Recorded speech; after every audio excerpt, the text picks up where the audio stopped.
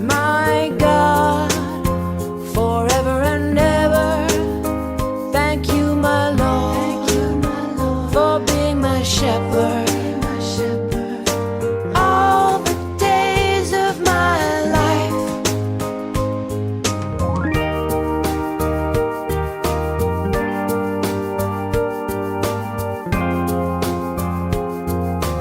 all the days of my life.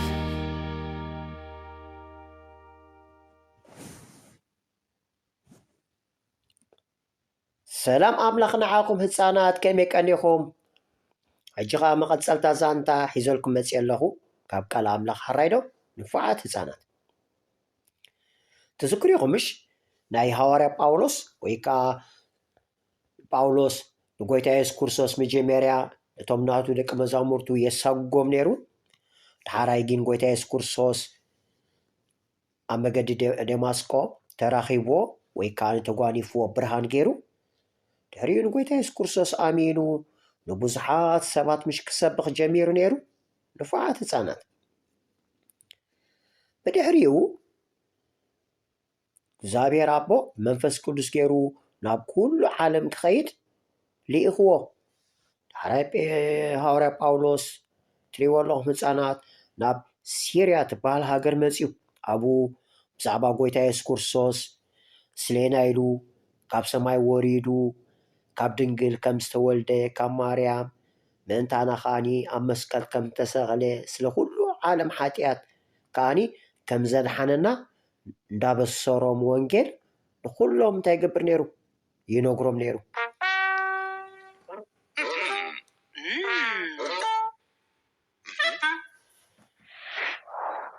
ሪኢኹም መሊሱ ከዓ ናብ ቱርኪ መፅዩ። ኣብ ቱርክ ከዓ ልክዕ ከምኡ ነጊርዎም። ምክንያቱ ጎይታ ኢየሱስ ክርስቶስ ካብ ሰማይ ወሪዱ ካብ ድንግል ማርያም ከም ዝተወልደ ስለና ከዓኒ ከም ተሰቕለ ምስ እግዚኣብሔር ኣቦ ከዓኒ ከም ዝዓረቐና ንሱ ሓጢኣትና ከም ዝወሰደልና ከዓ ነጊሮም ነዚኦም።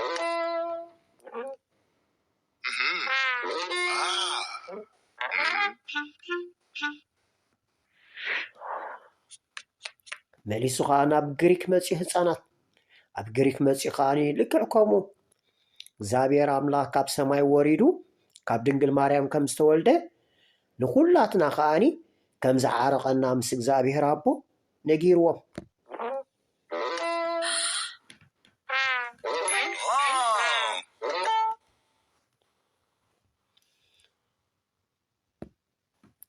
ድሓራይ ህፃናት ናብ ኢየሩሳሌም ተመሊሱ። ኢየሩሳሌም ናቱ ዓዲያ ናይ ኣይሁድ ዓዲ እዩ። ኣብኡ ግን ኣይተቐበልዎን። ምክንያቱ ትዝክሩ ኢኹም ንጎይታ ኢየሱስ ክርስቶስ ኩሎም ቶም ህዝቢ ስቐሎ ስቐሎ ኢሎም ኣብ መስቀል ሰቒሎሞ ንፉዓት ህፃናት። ምክንያቱ ኣብኡ ወተሃደራት ሮማ ኣለዉ። ንሃዋርያ ጳውሎስ ናብዞም ወተሃደራት ሮማ ይሕሊፎሞ ምክንያቱ ክቐትልዎ ወይ ከዓ ከኣስርዎ ደልዮም።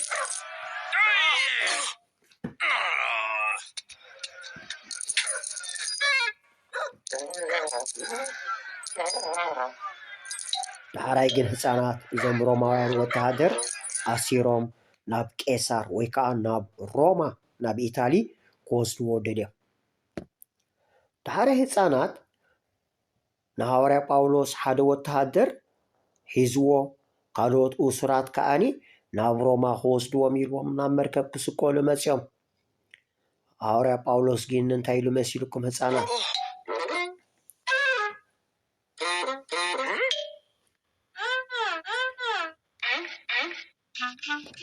ሪኢኹም ህፃናት ምክንያቱ ብዙሕ ማዕበል ኣሎ ኢልዎም፣ ብዙሕ ንፋስ ኣሎ ኢልዎም ሃዋርያ ጳውሎስ። ምክንያቱ ይርኢ ኣለኹ ነዊሕ መገዲ ክወስደልና እዩ፣ ፅቡቕ መገዲ ኣይንኸይድ ኢና ኢልዎም። እቲ መራሒ ናይታ መርከብ ግን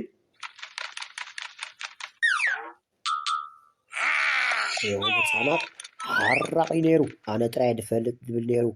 ድሓር እዚ ሓለቓ ወተሃደር ንሃዋርያ ጳውሎስ ሒዝዎ ዘሎ ከዓኒ ንሃዋርያ ጳውሎስ ክሰምዖ ኣይደለየን። ምክንያቱ ነዚ መራሒ ናይዛ መርከብ ነዛ መርከብ ድዝውራ ንዕኡ ኣሚንዎ። ድሓራይ ህፃናት እንዳኸዱ ከለዉ ብዙሕ ንፋስ ብዙሕ ማዕበል መፅኡ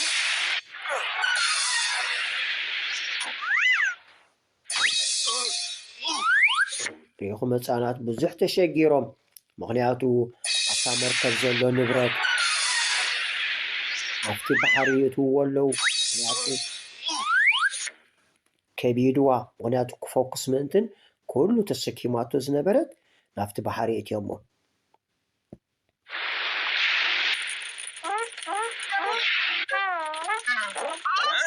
ሪኢኹም ህፃናት መሊሶም እቶም ነታ መርከብ ዝሰርሑ ነታ መርከብ ዝሕግዝዋ ሰራሕተኛታት ኩሎም ገዲፎማ ክሃድሙ ደልዮም ድሕሪ ሃዋርያ ጳውሎስ መለስዎም እዚኦም ድሕር ከይዶም ኩላትና ክንመውት ኢና ኢልዎም ሓደ ነገር ግን ክነግረኩም ኢልዎም እግዚኣብሔር ኣምላኽ እቲ ኣነ ዘምልኾ ኣምላኽ ኢልዎም ምክንያቱ መልኣኹ ገይሩ ነጊርኒ ኩላትና ክንድሐን ኢና ወላ ሓደ ዝመውት የለን ኣጆኹም ኢልዎም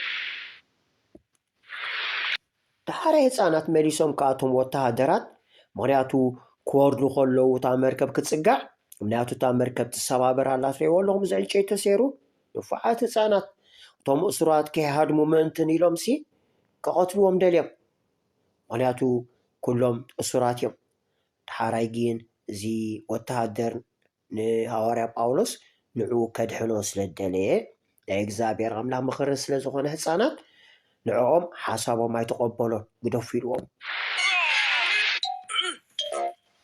ሪኢኹም ህፃናት ግደፉ ኢልዎም ምክንያቱ ክቐትልዎም ሓሲቦም ምክንያቱ ከይሃድሙ ፈሪሖም ዳሕራይ ህፃናት ኩሎም ብሰላም ናብ ሓንቲ ደሴት ኣትዮም እታ ደሴት ማልታ ትበሃል እታ መርከብ ኩላ ተሰባቢራ እቶም ኣብኣ ዝነበሩ ኩሎም እቶም ህዝቢ ግን ወላ ሓደ ሰብ ከይመተ ከምቲ ሃዋርያ ጳውሎስ ድበሎ ኩሎም ብሰላም ናብታ ደሴት ኣትዮም ዳሕራይ ህፃናት ኣብታ ደሴት ዝነበረ ሓደ ሓላፊ ናይታ ደሴት ኣቦኡ ሓይሙ ነይሩ ምክንያቱ ንኩሎም በዓል ሃዋርያ ጳውሎስ ኣብ ገዙ ተቐቢልዎም ነይሩ ድሓር ጳውሎስ እንታይ ገይሩ መሲልኩም ህፃናት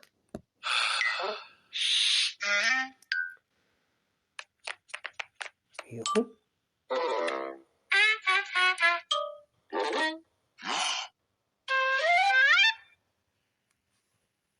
ሪኢኹም ህፃናት ጳውሎስ ነቲ ኣቦኡ ነዚ ሓለቓ ናይዛ ከተማ ዝመርሓ ዝነበረ ኣቦኡ ጸልዩ ምስ ሓወየሉ ኩሎም ተሓጒሶም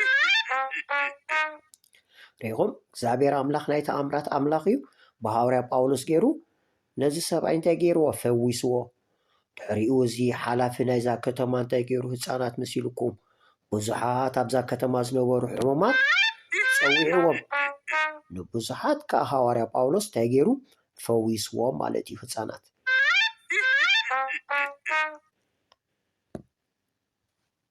ዳሕር ህፃናት ሃዋርያ ጳውሎስ ናብ ሮማ መፂኡ ማለት እዩ ናብ ኢጣልያ ኣብ ሮማ ኻኒ ኣብ ሓንቲ ገዛ እስር ቤት እትዮሞ ኩሉ ግዜ ወተሃደር ከዓ ኣብታ ኣፍ ደገ ኮይኑ ንኸይሃድም እንታይ ገብር ነይሩ ይሕልዎ ነይሩ ሃዋርያ ጳውሎስ ግን ኩሉ ግዜ ኣብታ ገዛ ኮይኑ ህፃናት እንታይ ገብር ነይሩ መሲልኩም ሪኢኹም ህፃናት ናብ ኩለንተን ማሕበራት ኣብ ሙሉእ ዓለም ዘለዋ ናብአን እንታይ ገብር ነይሩ መሲልኩም ህፃናት ከምቲ እግዚኣብሔር ዝበሎ ብመንፈስ ቅዱስ ገይሩ ደብዳቤ ይፅሕፍ ነይሩ ከምዚ ግበሩ ከምዚ ኣይትግበሩ እግዚኣብሔር ተስፋኹም እንዳበለ እንታይ ገብር ነይሩ ህፃናት ደብዳቤ ይፅሕፈሎም ነይሩ ሓራይ ዶ ንፉዓት ህፃናት እዚ ሃዋርያ ጳውሎስ ኣብ እስር ቤት ኣብ ሮማ ኮይኑ ዝፀሓፎ ኣብ መፅሓፍ ቅዱስ ኣብኡ ኣሎ ሓራይ ዶ ኩሉ መልእኽቲ ካብ ጳውሎስ ድብል ጳውሎስ ኣብ እስር ቤት ኮይኑ ዝፀሓፈ እዩ ህፃናት ሓራይ ዶ ንፉዓት ህፃናት ሪኢኹም ህፃናት ካብዚ ሕጂ እንታይ ንምሃር እግዚኣብሔር ኣምላኽ ንዓለም ስለ ዘፍቀራ ነቲ ሓደ ወዱ ሂብና ጎይታ ኢየሱስ ክርስቶስ ከዓ ስለኩሉ ዓለም እንታይ ገይሩ ደሙ ከፊሉ ንኩላትና እንታይ ገይርና ኣድሒንና ሪኢኹም ሓደ ስድራ ቤት ናይ እግዚኣብሔር ስድራ ቤት ክንከውን ገይሩ ማለት እዩ ሓራይ ዶ ህፃናት ስለዚ ሃዋርያ ጳውሎስ ከምቲ እግዚኣብሔር ኣምላኽ ዝለኣኾ ናብ ኩሉ ዓለም ዳኸደ ናብ ሲርያ ቱርኪ ግሪክ ናብ ሮማ መፂኡ ብዛዕባ ብስራት ወንጌል ብዛዕባ ናይ ጎይታ ኢየሱስ ክርስቶስ ዝገበሮ ንኩሉ ህዝቢ እንታይ ገይሩ ነጊሩ ማለት እዩ። ሕራይ ዶ ህፃናት? ንፉዓት ህፃናት እግዚአብሔር ኣምላኽ ፍቕሪ እዩ። ህፃናት ጎይታ ኢየሱስ ክርስቶስ የፍቅረኩም እዩ። ኣብ ዝቕፅል ዛንታ ካልእ ሒዘልኩም ክመፅእ ቻው ህፃናት። ናይ ኢየሱስ ፍቕሪ ዘገርም እዩ። ናይ ኢየሱስ ፍቕሪ ዘገርም እዩ። ናይ ኢየሱስ ፍቕሪ ዘገርም እዩ። ዘገርም ፍቕሪ ላዕሊ ዓይን ወጾኒና ታሕቲ ዓይን ወርዶኒና ስፍሓት ዓይን ስፍሮኒና ዘገርም ፍቕሪ ናይ ኢየሱስ ፍቕሪ ዘገርም እዩ። ናይ ኢየሱስ ፍቕሪ ዘገርም እዩ። ናይ ኢየሱስ ፍቕሪ ዘገርም እዩ።